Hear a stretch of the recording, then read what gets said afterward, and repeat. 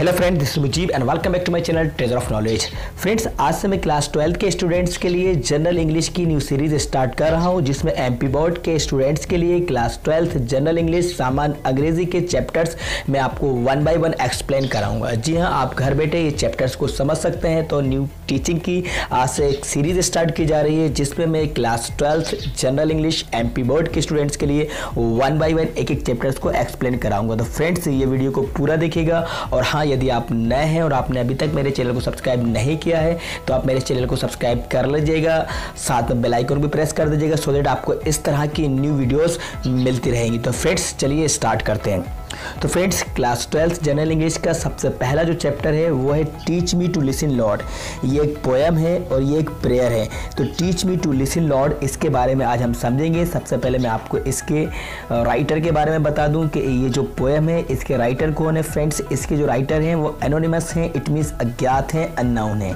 जी हाँ, इसमें राइटर का नेम मेंशन नहीं किया गया है। एनोनिमस जो वर्ड लिखा है तो इसका मतलब होता है अज्ञात, अननोन। तो ये इसके ऑथर हैं। हम बात करते हैं इस चैप्टर के नेम की। तो फ्रेंड्स, ये जो चैप्टर है teach me to listen lord, तो पहले हम इसके बारे में डिस्कस करेंगे कि ये जो चैप्टर है इसका मतलब क्या है।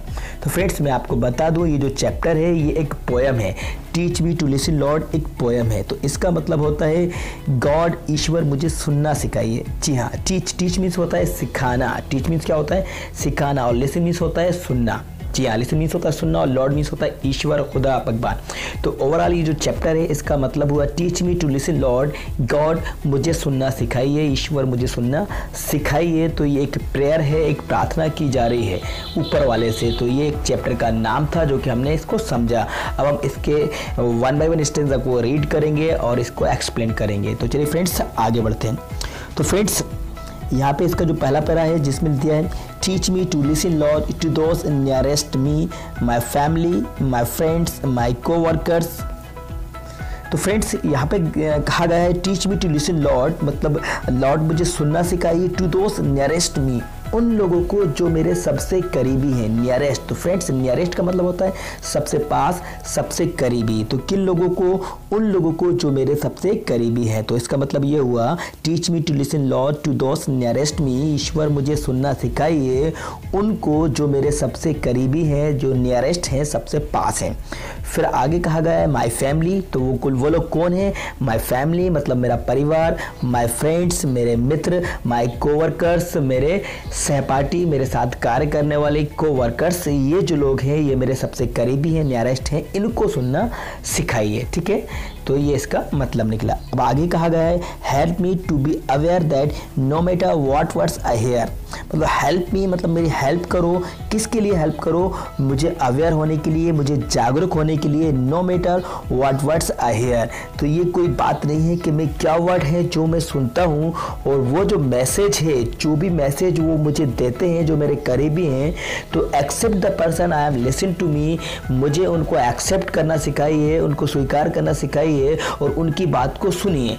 जो लोग हैं वो जैसे भी हैं, जो भी हैं, उनको एक्सेप्ट करो, उनको स्वीकार करो। वो मुझसे कहते हैं मुझे अपना लो, I am listen to me, और मेरी बात सुनो।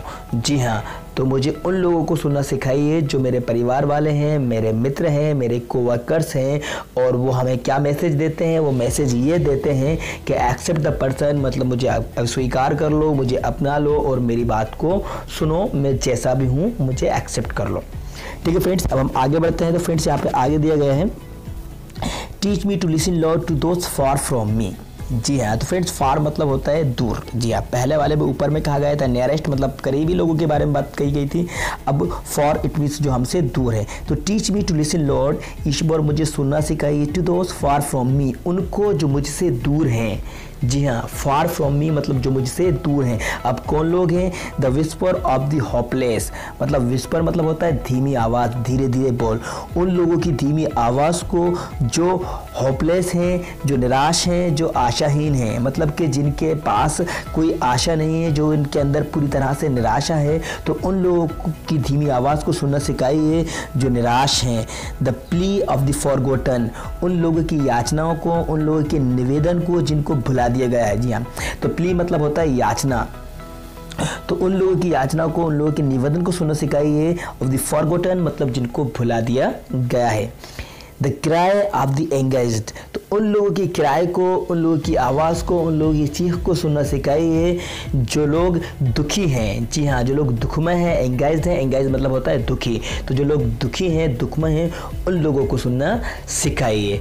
तो फ्रेंड्स अब हम आगे बढ़ते हैं। तो आगे कहा गया friends, teach me to listen lord to myself. तो अब आगे बताया गया है कि teach me to listen lord, ए गॉड मुझे सुनना सिखाइए, to myself, to myself मतलब मुझे खुद को, स्वयं को, अपने आप को सुनना सिखाइए। जी हाँ, तो याद रखिएगा पहले वाले में किनको सुनने की बात की गई थी? पहले वाले में नियरेस्ट को, नियरेस्ट मतलब जो लोग हमसे सबसे करीबी हैं, सबसे पास हैं, उन लोगों को सुनने की बात की गई थी। ठीक है, इसके बाद सेकंड वाले स्टैंजा में किन लोगों को सुनने की बात की गई थी? फार मतलब जो लोग हमसे दूर हैं। अब थर्ड वाले स्टैंजा में किन लोगों को सुनने की बात की जा रही है? खुद को सुनने की बात की जा रही है। माई सेल्फ अपने आप को, स्वयं को सुनने की बात की जा रही है।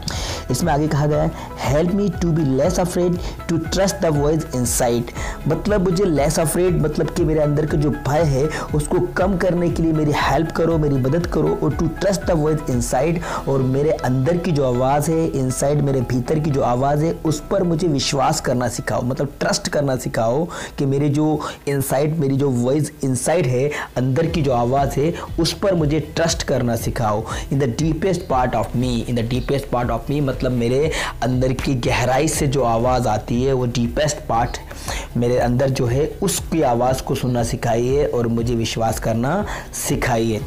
आगे कहा गया, teach me to listen lord for your voice. तो अब इसमें लास्ट जो इसका स्टैंजा है, इसमें किन लोग को सुनने की बात की गई? Teach me to listen lord, ए गॉड मुझे सुनना सिखाइए, फॉर योर वॉइस मतलब अपनी आवाज़ को। तो किसकी आवाज़? गॉड की आवाज़ को सुनने के लिए कहा गया है अब इसमें गॉड की आवाज़ कहाँ? In busyness and in boredom. In busyness मतलब व्यवस्था में, एंड नीरसता में, मतलब बिजीनेस मतलब व्यवस्था में, एंड बॉर्डम मतलब नीरसता में। तो कहाँ गॉड की आवाज़ को सुनने की बात कही जा रही है? इन बिजीनेस मतलब कि व्यवस्था में और नीरसता में। In certainty and in doubt निश्चितता में और शंका में। In noise and in silence शोर में और साइलेंस में, शांत में। Teach me to listen lord, ए लॉर्ड मुझे सुनना सिखाइए। तो ओवरऑल फ्रेंड्स ये एक पोएम थी।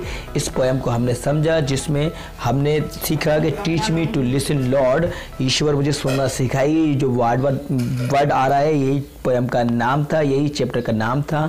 ये एक प्रेयर थी। इस प्रेयर में सिर्फ ये कहा गया था कि मुझे उन लोगों को सुनना सिखाइए जो लोग मेरे सबसे करीबी हैं, उनको भी सुनना सिखाइए। जो लोग मुझसे दूर हैं उनको भी सुनना सिखाइए। इसके साथ मुझे खुद को सुनना सिखाइए, अपने आप को सुनना सिखाइए, और गॉड की आवाज़ को भी सुनना सिखाइए। कहाँ कहाँ कब कब सुनना सिखाइए। ये एक पोएम थी, ये एक प्रश्न थी। आई होप दैट ये पोएम आपको समझ में आ गई होगी। तो फ्रेंड्स नेक्स्ट वीडियो में हम इस पोएम के क्वेश्चंस के बारे में डिस्कस करेंगे, उसके आंसर्स को भी समझेंगे। Thank you so much. तो